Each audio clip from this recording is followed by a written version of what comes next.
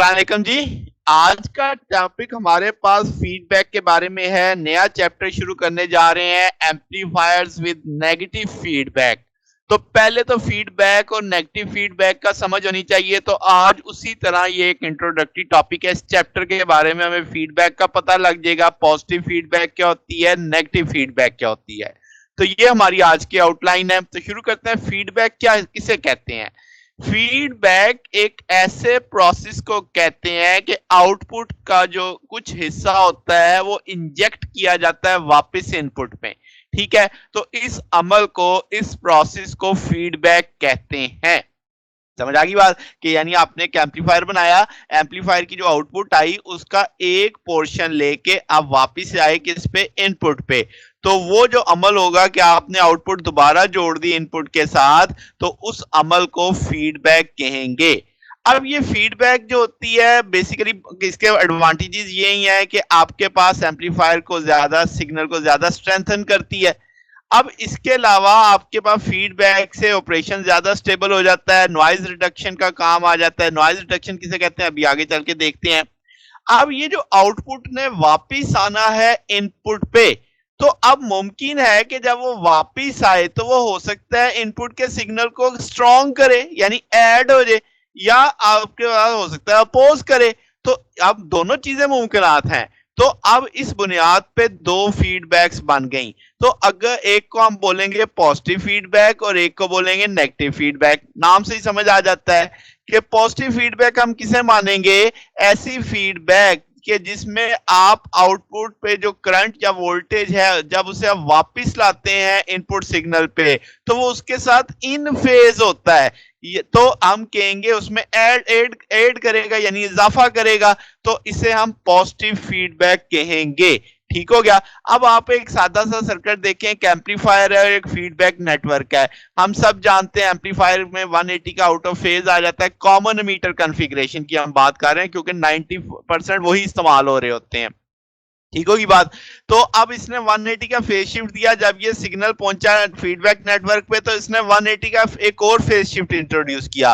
तो जाहिर है 180 पहले आया, 180 वापस आया, तो 360 पे फेज शिफ्ट हो गया। तो इसका मतलब ये पहले वाली शक्ल पे जा चुका है। तो अब ये ऐसे जाके इसमें जब मिलेगा, ऐड होगा, तो इन फेज होगा। तो हम कहेंगे ये जो सिग्नल आउटपुट से आया है वापस इनपुट तक, तो ये इन फेज है इनपुट सिग्नल के साथ।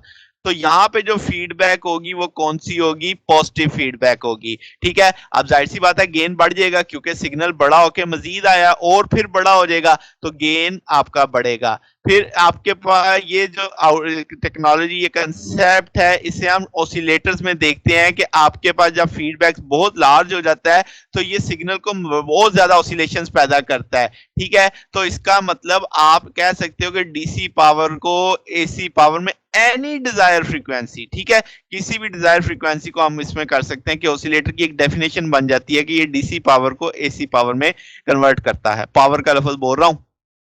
ठीक होगी बात? अच्छा, अब इसके डिसएडवांटेज क्या है? जाहिर सी बात है जैसे जैसे सिग्नल का एम्पलीट्यूड बढ़ता जाएगा डिस्टॉर्शन होने के चांसेस होंगे, इंस्टेबिलिटी आएगी।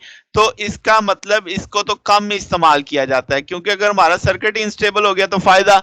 तो फिर हम इसके मुकाबले पे जो इस्तेमाल करते हैं वो है नेगेटिव फीडबैक। नेगेटिव फीडबैक क्या होता है कि अब जो आपकी फीडबैक एनर्जी है जो करंट या वोल्टेज की सूरत में है वो आउट ऑफ फेज हो इनपुट सिग्नल के लिहाज से, यानी अगर क्रस्ट है तो ट्रफ आए, ट्रफ है तो क्रस्ट आए उस तक। तो अब इसको हम बोलेंगे अगर ऐसे आगे सिग्नल मैच करेगा तो हम बोलेंगे नेगेटिव फीडबैक है। यहां से आपको पता है कि एम्पलीफायर ने 180 का फेज शिफ्ट इंट्रोड्यूस करना है। अब जब वो फीडबैक नेटवर्क से जाए तो वो उसमें कोई फेज शिफ्ट ना लाए, तो इसका मतलब 180 का चेंज आ गया। सॉरी, यहां पे मैंने सिग्नल उल्टाना था, नहीं उल्टा सका।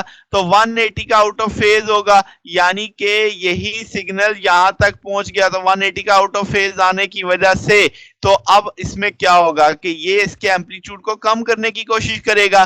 तो हम कहेंगे कि इससे आपकी रिडक्शन, ये आप कह सकते हैं कि डिस्टॉर्शन कम हो जाएगी, गेन भी कम होगा, जाहिर है वो एम्पलीट्यूड कम कर रहा होगा, बैंडविड्थ आपकी बढ़ जाएगी और इससे आपकी इनपुट और आउटपुट इंपीडेंस पे भी फर्क पड़ेगा। ठीक है, तो आपके पास सब नेगेटिव फीडबैक ही आपके पास नेटवर्क की इस्तेमाल किया जाता है जब हम एम्पलीफायर्स में काम कर रहे होते हैं। इसका एक ही डिसएडवांटेज है कि ये हमारे जो आपके पास गेन है उसको क्या कर देता है, कम कर देता है। ठीक है, मगर गेन स्टेबल हो जाता है कि उसमें फ्लक्चुएशन नहीं आती, डिस्टॉर्शन नहीं आती। ये इसका मेन एडवांटेज है, इसीलिए ज्यादा इस्तेमाल भी किया जाता है। तो नेगेटिव फीडबैक का भी अब आपके इल्म में आ गया कि अगर आउटपुट वाला सिग्नल 180 का वापस आता है तो आपके पास इनपुट तक, तो वो हम कहेंगे कि वो नेगेटिव फीडबैक है। यहाँ पे सॉरी फॉर दैट कि यहाँ पे ये सिग्नल इन्वर्टेड होना चाहिए था, मेरे से गलती से वैसे ही बन गया। तो 180 का आउट ऑफ फेज आना चाहिए यहाँ पे। ठीक होगी बात। तो आप अगर आपको इसमें कोई बात पूछनी हो, डाउट हो, तो नीचे कमेंट्स में पूछ सकते हैं। वीडियो अच्छी लगी हो तो वीडियो को लाइक कीजिएगा, दोस्तों के साथ शेयर कीजिएगा और चैनल को भी सब्सक्राइब कर दीजिएगा। अब तक के लिए इतना ही, बाकी इंशाल्लाह फिर नेक्स्ट देखेंगे। ओके, अल्लाह हाफिज।